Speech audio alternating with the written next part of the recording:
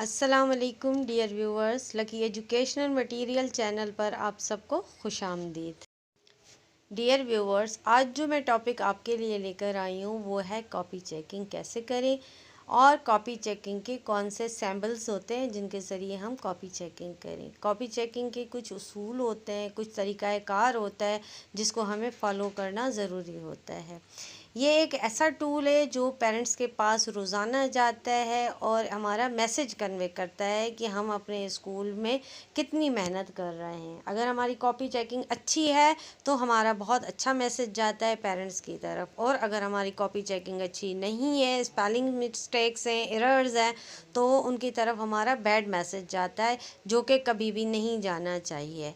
इसीलिए सबसे पहले हमें कॉपी चेकिंग पे फोकस करना चाहिए। जितनी अच्छी कॉपी चेकिंग होगी उतना ही अच्छा हमारा स्कूल का नाम होगा। इसीलिए कॉपी चेकिंग पे बहुत ज़्यादा फोकस करना चाहिए। कॉपी चेकिंग ना सिर्फ टीचर को की ज़िम्मेदारी होती है, बल्कि ये प्रिंसिपल और वाइस प्रिंसिपल की भी ज़िम्मेदारी होती है कि वो टीचर्स की लुक आफ्टर करे कि वो कैसे कॉपीज़ चेक कर रही हैं। इसके लिए टीचर्स के साथ साथ प्रिंसिपल और वाइस प्रिंसिपल को एक शेड्यूल बना लेना चाहिए कि वो वीकली किस क्लास की, कभी किसी क्लास की चेकिंग कर ली, कभी किसी क्लास की कर ली। ये ज़रूरी नहीं होता कि प्रिंसिपल या वाइस प्रिंसिपल पूरा बंडल चेक करें। वो सिर्फ कॉपीज़ मंगवा के 2-4 कॉपीज़ ऊपर से चेक कर लें, 2-4 सेंटर से चेक कर लें, 2-4 नीचे से देख लें। बस उनको आइडिया हो जाना चाहिए कि टीचर की कॉपी चेकिंग कितनी अच्छी है। अगर अच्छी है, 2-4 कॉपी से ही आइडिया हो जाता है कि कॉपी की चेकिंग कितनी अच्छी है। अगर नहीं है तो टीचर्स को बैक कर दें कॉपीज़ और बोलें कि इसको फिर चेक कर लें। ये बेहतरीन तरीका है और मैं आज आपको प्रॉपर वे से दिखाऊंगी कि किस तरह से आपने कॉपी चेकिंग करनी।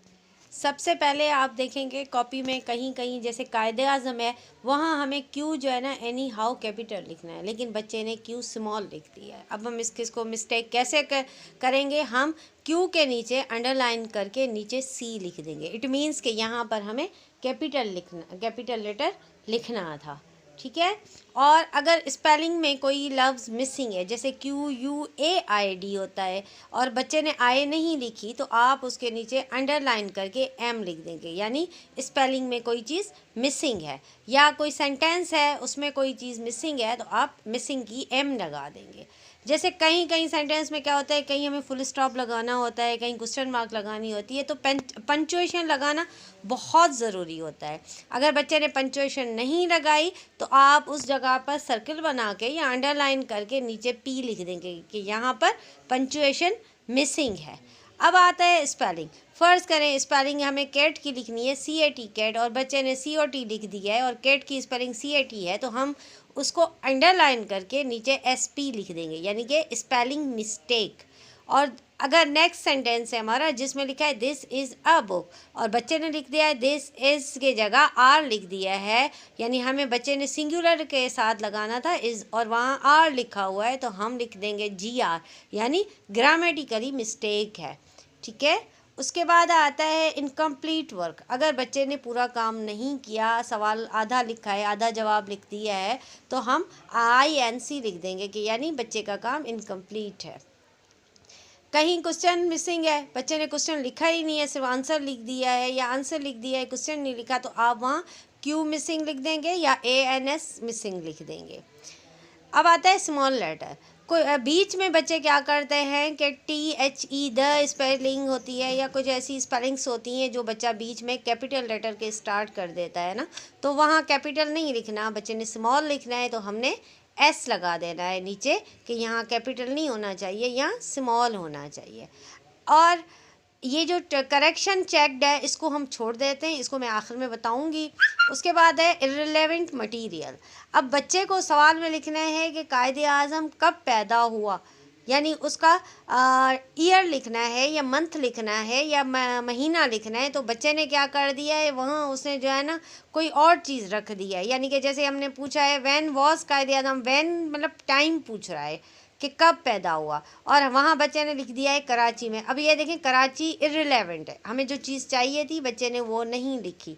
या हमें एक पैराग्राफ हमने लिखवाया है चेयर पे, बच्चे ने किसी और टॉपिक पे लिख दिया, तो इर्रेलेवेंट मटेरियल है, फालतू की चीज़ रख दी है, तो हम वहाँ पर ये निशानी लगा देंगे डबल लाइंस वाली। उसके बाद आता है हमारा के फैक्ट ओमिटेड। अब हमने पूछा है कि अल्लामा इकबाल, ये जैसे कि हम ये कहें कि अल्लामा इकबाल किस शहर में पैदा हुए, सियालकोट में। और हम ये कहेंगे सियालकोट किस वजह से मशहूर है, तो सियालकोट मशहूर है स्पोर्ट्स की चीज़ें बनाने के लिए। और बच्चे ने कुछ और लिख दिया है, तो ये फैक्ट जो हकीकत हमें चाहिए थी वो बच्चे ने नहीं लिखी, तो हम उसको फैक्ट ओमिटेड की निशानी ओ लगा देंगे। अब क्वेश्चन मार्क जो है अनएबल टू कॉम्प्रीहेंस्ट। अब बच्चे ने ऐसी राइटिंग लिख दी है जो टीचर को समझ नहीं आ रही या पढ़ने के लायक ही नहीं है, ऐसी चीज़ें जो समझ के बाहर हो, उसको हम लिख देंगे अनएबल टू कॉम्प्रीहेंस, यानी उसको समझा ही नहीं जाता, उसकी जगह हम क्वेश्चन मार्क लगा देंगे।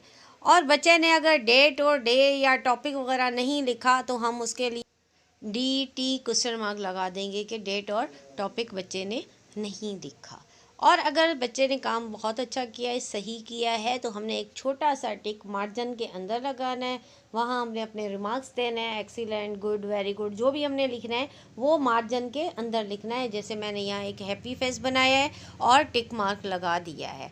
अब यहाँ ऊपर जो आता है करेक्शन चेक्ड, जो मैंने छोड़ दिया था, अब ये करेक्शन जो है ना छोटी क्लासेस में तो टीचर खुद ही कर देगी, ठीक है। लेकिन ऊपर की क्लासेस यानी जो बड़ी क्लासेस होती हैं 3 ऑनवर्ड्स, उसमें आपने छोड़ देना है कि बच्चा अपनी मिस्टेक्स खुद सही करे। और जब बच्चा सही कर लेगा तो उसके बाद ये टीचर निशान लगा दे देगी बराबर। और कभी भी कॉपी चेकिंग में ओवर राइटिंग नहीं की जाती, क्योंकि अगर हम उसी जगह पे जैसे कैट लिखा हमने और उसी में सी को ओ लिखा हुआ था बच्चे का, हमने उसको ए कर दिया, ये कभी भी नहीं करना चाहिए, क्योंकि इससे बच्चे को पता नहीं चलता कि मिस्टेक क्या। हम जो भी करेक्शन करेंगे, जो भी स्पेलिंग या कुछ हमने सही करके लिखनी है, वो मार्जिन के अंदर लिखनी है या साइड में लिखनी है कहीं भी, लेकिन कॉपी बच्चे की उसी जगह नहीं लिखनी। ये चीज़ अपने माइंड में रखें कि ये जो भी मिस्टेक निकालनी है वो साइड में लिखनी है, ऊपर कभी नहीं लिखनी या न्यू पेज पे लिख के देनी है बच्चे को।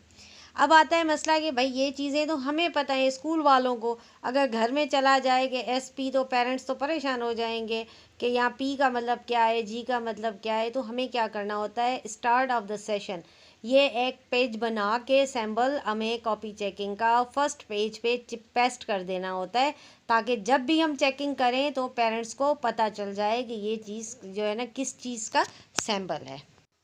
उम्मीद करती हूँ कि आपके लिए अब कॉपी चेकिंग आसान हो गई होगी। अगर आपको ये मेरी वीडियो पसंद आई है तो प्लीज़ लाइक एंड सब्सक्राइब ज़रूर कीजिएगा, ताकि मेरी हौसला अफजाई हो और फिर मैं आपके लिए और भी वीडियोस बनाऊँ। इंशाल्लाह फिर मिलते हैं एक नई वीडियो के साथ। शुक्रिया।